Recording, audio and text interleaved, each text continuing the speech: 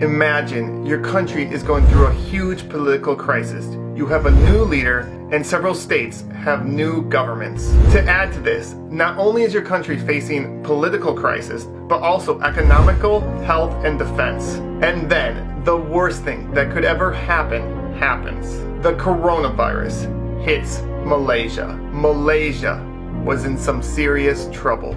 But don't you ever underestimate the power of Malaysians.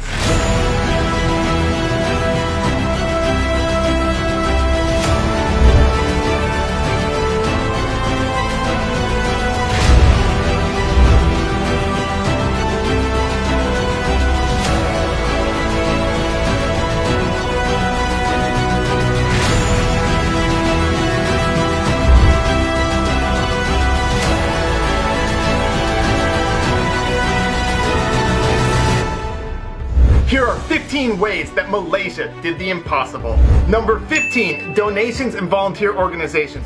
So many people volunteered and so many organizations helped out. For example, Emirat provided healthcare workers with food, AC units, and raised over 3 million ringgit for medical supplies. Number 14, top doctor. Dr. Noor Hassam Abdullah has been ranked one of the top doctors in the entire world at fighting the coronavirus. And not only does he present accurate facts, he's able to do it in a way that gathers support and also keeps people calm as he does it. Number 13, the movement control order and the enhanced movement control order. These things are not easy to pull off, and it took so many people in different organizations to work together to have them work. Number 12, indirect volunteers. There are so many people that helped out and volunteered and did so many different things like food delivery. Number 11, building temporary hospitals. Malaysia was able to build temporary hospitals very efficiently and quickly. For example, the largest agro park in Asia was able to be built into a hospital in 3 days. Number 10, the Tublai cluster. The Tublai cluster complied with any order from MOH, and they never complained even though they had to wait long hours in the heat.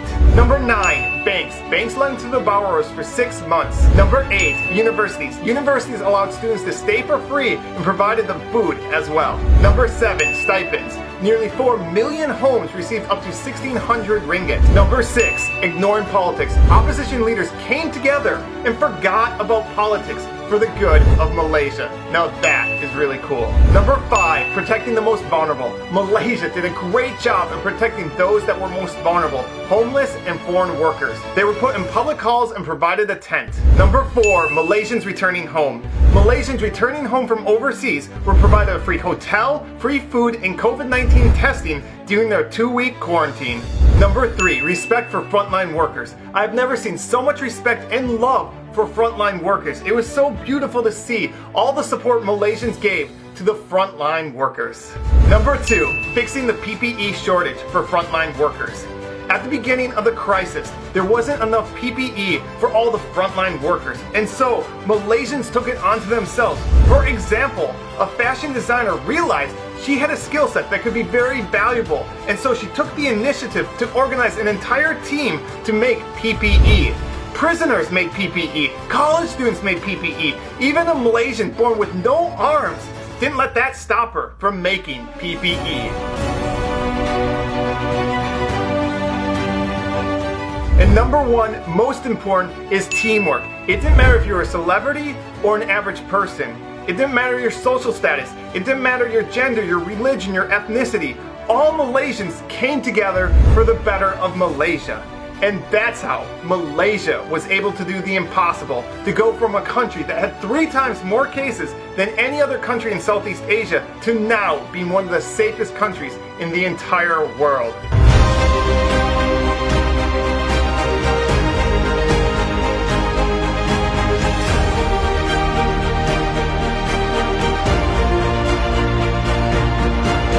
And lastly, I'd like to thank all the Malaysians that helped make this video possible. So many of you wrote to me, sent me videos and pictures, and specifically Pacific Baku, who's a motorcycle rider, let me take lots of his footage, along with Q Productions, who took beautiful drone shots. And you can find links to their channels in the description. So thank you to all of you who helped make this video possible.